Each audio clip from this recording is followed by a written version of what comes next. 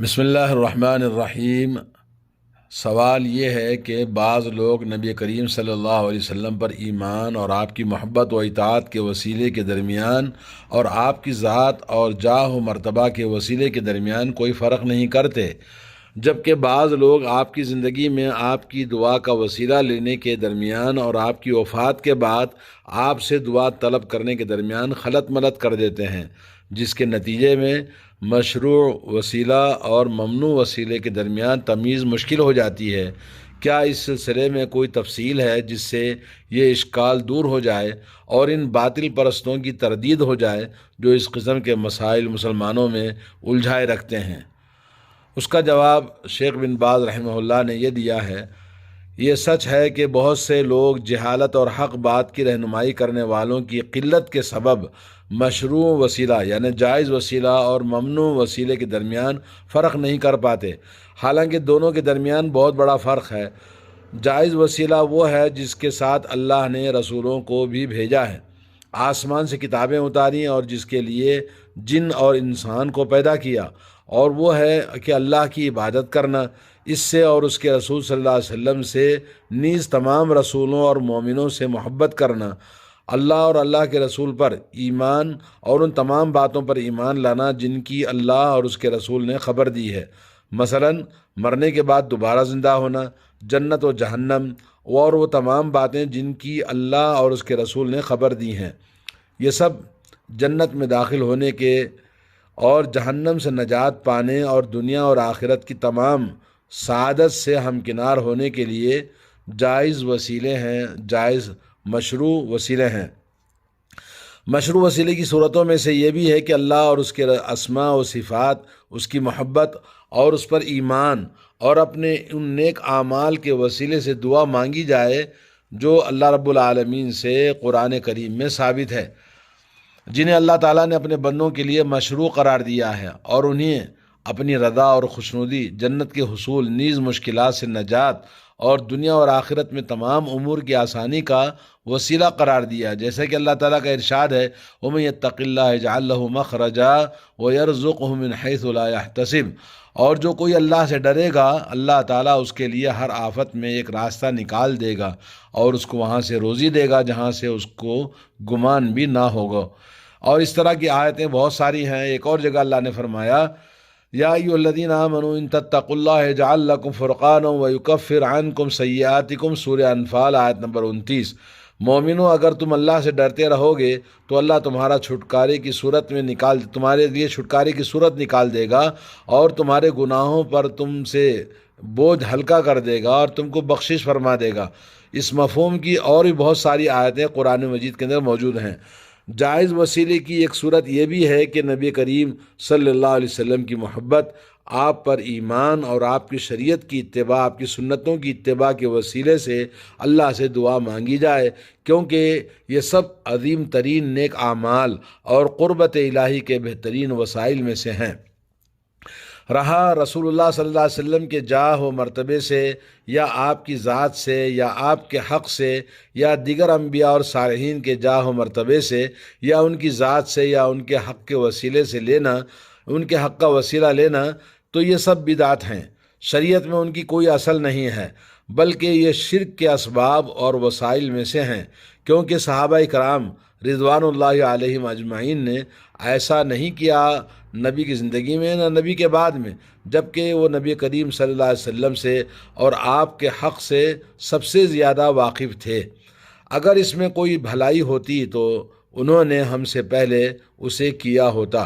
اور ایسے ہی جب امیر المومنین عمر بن خطاب رضی اللہ تعالیٰ عنہ کے دور خلافت میں ایک بار قحط سالی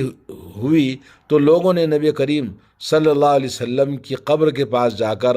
آپ کا وسیلہ نہیں مانگا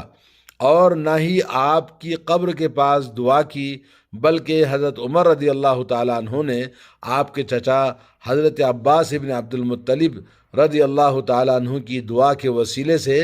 اللہ تعالیٰ سے بارش طلب کی۔ چنانچہ وہ منبر پر کھڑے ہوئے اور فرمایا: اے اللہ، جب ہم اپنے نبی کے دور میں قحط سالی کے شکار ہوتے تھے تو اپنے نبی کے وسیلے سے تجھ سے بارش طلب کرتے تھے اور تو ہمیں سیراب کرتا تھا۔ اب ہم اپنے نبی کے چچا کے وسیلے سے تجھ سے بارش طلب کر رہے ہیں، پس تو ہمیں سیراب کر۔ اور پھر بارش ہوئی۔ یہ صحیح بخاری کی حدیث ہے۔ یعنی حضرت عباس سے انہوں نے کیا کہا کہ حضرت عباس رضی اللہ تعالیٰ عنہ کو دعا کرنے کا حکم دیا۔ انہوں نے دعا کی اور تمام مسلمانوں نے ان کی دعا پر آمین کہی اور اللہ تبارک و تعالیٰ نے ان سب کو سیراب کیا۔ اس سلسلے میں اعمال صالحہ کا وسیلہ دوسرا، جیسا کہ غار والوں کا قصہ بھی مشہور ہے جو صحیح بخاری اور مسلم میں مروی ہے، جس کا خلاصہ یہ ہے کہ ہم سے پہلے امتوں میں سے 3 آدمیوں نے بارش کی وجہ سے رات گزارنے کے لیے ایک غار میں پناہ لیا تھا۔ جب وہ غار میں داخل ہو گئے تو پہاڑ سے ایک چٹان کھسک کر آئی جس سے غار کا منہ بند ہو گیا اور وہ ہٹا نہ سکے۔ چنانچہ انہوں نے باہم یہ طے کیا کہ اس مصیبت سے نجات پانے کا صرف ایک ہی راستہ ہے، وہ یہ کہ ہم میں سے ہر شخص اپنے اپنے نیک اعمال کے وسیلے سے اللہ سے دعا کریں اور اللہ سے فریاد کریں۔ چنانچہ انہوں نے ایسا ہی کیا۔ ایک شخص نے اپنے والدین کے ساتھ حسن سلوک کا وسیلہ لیا، دوسرے نے زنا پر قادر ہونے کے باوجود اپنی پاک دامنی کا وسیلہ لیا اور تیسرے نے اپنی امانت داری کا وسیلہ لیا۔ آخر کار اللہ نے ان کی دعاؤں کو قبول کر لیا اور چٹان کو ہٹا دی اور وہ باہر نکل آئے۔ یہ قصہ اس بات کی ٹھوس دلیل ہے کہ آدمی دعا میں اپنے نیک اعمال، مشکلات و مصائب سے نجات اور دنیا اور آخرت کی تمام سختیوں سے عافیت کے عظیم ترین اسباب میں سے جو بھی ہو اس کے لیے وسیلہ بنا سکتا ہے اعمال صالحہ کو۔ پس معلوم ہوا کہ کسی شخص کے جاہ و مرتبہ سے یا اس کی ذات سے یا اس کے حق سے وسیلہ لینا بہت ہی مذموم بدعت اور شرک کے وسائل میں سے ہے۔ رہا مردے کو پکارنا اور اس سے فریاد کرنا، یہ تو شرک اکبر ہے۔ صحابہ کرام رضوان اللہ علیہم اجمعین نبی کریم صلی اللہ علیہ وسلم کی زندگی میں قحط کے زمانے میں آپ سے بارش کے لیے دعا کی درخواست کرتے اور اپنے نفع بخش امور میں آپ سے سفارش کرواتے تھے، لیکن جب آپ کی وفات ہو گئی تو اس کے بعد انہوں نے آپ سے کبھی کسی چیز کا سوال نہیں کیا۔ آپ کی خبر کے پاس جا کر نہ کبھی آپ سے درخواست کی اور نہ ہی شفاعت وغیرہ طلب کرنے کے لیے وہ کبھی آپ کی خبر کے پر آئے، کیونکہ انہیں یہ معلوم تھا کہ آپ کی وفات کے بعد یہ چیز جائز نہیں ہے، بلکہ یہ چیز آپ کی وفات کے پہلے آپ کی زندگی تک مخصوص تھی۔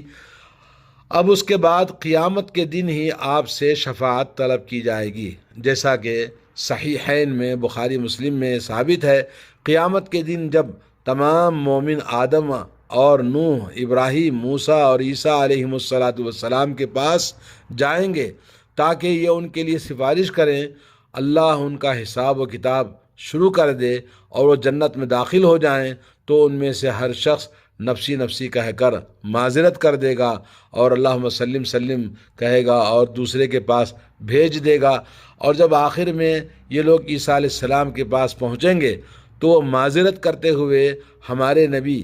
آخر الزماں رحمت للعالمین احمد مجتبیٰ محمد مصطفیٰ صلی اللہ علیہ وسلم کی طرف رہنمائی کر دیں گے، یہاں تک کہ جب لوگ آپ کے پاس پہنچیں گے تو آپ کے وعدے کے مطابق آپ فرمائیں گے، میں ہی اس کے لیے ہوں، میں ہی اس کے لیے آپ کی سفارش کروں گا۔ پھر آپ جائیں گے اور اللہ کے سامنے سجدہ ریز ہو جائیں گے اور کثرت سے اس کی حمد و ثنا اور اس کی تعریف فرمائیں گے، یہاں تک کہ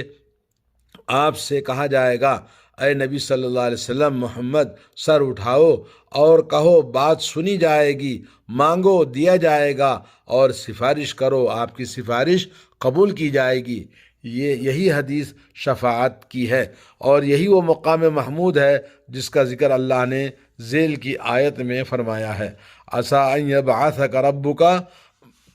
مقام محمودا، سورہ اسراء آیت نمبر 79۔ ان قریب تیرا رب تجھے مقام محمود پر پہنچا دے گا۔ اللہ آپ پر اور آپ کے آل و اصحاب پر اور آپ کی سچی اتباع کرنے والوں پر رحمت و سلامتی نازل فرمائے اور ہمیں آپ کی شفاعت نصیب فرمائے، بے شک وہ سننے والا اور اللہ تعالی ہم انسان سے قریب ہے۔ تو یہ چند اس کی مثال تھی جو آپ نے سوال کیا، لیکن حقیقت یہ ہے کہ جیسا کہ آپ نے دیکھا کہ وسیلہ، جیسا کہ لوگ دعاؤں میں کہتے ہیں، اے اللہ ہمارے ٹوٹی پھوٹی دعاؤں کو تیرے حبیب صلی اللہ علیہ وسلم کے صدقے تحفے میں قبول فرما۔ بڑے بڑے اجتماعات میں اس طرح کی دعا کی جاتی ہے اور ایک بڑا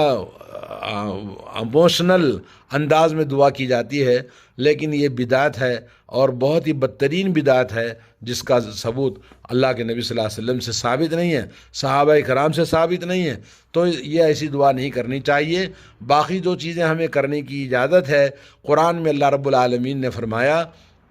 وَلِلَّهِ الْأَسْمَاءُ الْحُسْنَى فَادْعُوهُ بِهَا، اللہ تعالیٰ کے اچھے اچھے نام ہیں، ان ناموں سے اللہ تعالیٰ کی بارگاہ میں وسیلہ طلب کرو، اللہ کے ناموں کے ذریعے اللہ کو پکارنا، تو اللہ تعالیٰ ضرور سنتا ہے۔ یا رحمان، یا رحیم، یا غفار، اس طرح سے اللہ تعالیٰ کے ناموں کے وسیلہ لے کر اللہ سے طلب کرنا، اور اسی طرح سے اعمال صالحہ کا وسیلہ مانگنا۔ نمبر 2، جیسا کہ آپ نے ابھی سنا 3 آدمی غار والوں کا قصہ، اور قرآن مجید میں اللہ نے فرمایا ربنا آمنا فاغفر لنا، اے اللہ ہم ایمان لائے، ہمارے ایمان کا وسیلہ ہے کہ تو ہمیں معاف فرما دے۔ تو اسی طرح سے اعمال صالحہ کے بعد نیک انسان صالح جو اس کی دعا کا وسیلہ لینا، جیسا کہ نبی علیہ الصلوۃ والسلام کی دعا کا وسیلہ لیتے تھے صحابہ کرام، اور نبی کے بعد میں آپ کے چچا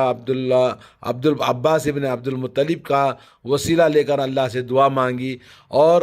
اسی طرح سے نبی علیہ الصلوۃ والسلام کی دعا کا وسیلہ لے کر جب ایک اندھے آدمی نے اللہ سے آنکھیں طلب کی، اللہ نے آپ کو آنکھیں عطا فرما دی۔ تو زندہ انسان ہو اور نیک صالح ہو تو اس کی دعا کا وسیلہ لے کر ہم اللہ کی بارگاہ میں دعا کر سکتے ہیں۔ تو اس کے علاوہ جو کچھ بھی لوگوں نے بنا رکھا ہے، اور ایموشنل باتیں کہنے سے بات نہیں بنتی ہے، بلکہ ایسی چیزیں یہ اسلام میں غلط ہیں، اور اس طرح سے کرنا جو کہ لوگ عام طور پر اچھا سمجھتے ہیں، اور یہ رسول اللہ صلی اللہ علیہ وسلم کا وسیلہ لینا یہاں تک محدود تھا۔ تو اس کے بعد یہ رضا خانی اور دوسرے جو اور بدعقیدہ لوگ ہیں، قبر والوں، اولیاء اللہ اور مختلف قسم کے ناموں سے وسیلہ لینا شروع کر دیا، اور یہ یہاں سے وہاں تک دین کو بگاڑ کر لوگوں کو جہالت اور شرک اور بدعات میں ملوث کر دیا ہے۔ اللہ تعالیٰ تمام مسلمانوں کو ہدایت نصیب فرمائے۔ اللہ رب العالمین ہمیں دین کی صحیح سمجھ عطا فرمائے، عقیدہ توحید اور ایمان خالص ہمارا اللہ تعالیٰ ہم کو نصیب فرمائے، اسی پر قائم رکھے اور اسی پر ہم سب کا خاتمہ فرمائے۔ السلام علیکم ورحمۃ اللہ وبرکاتہ۔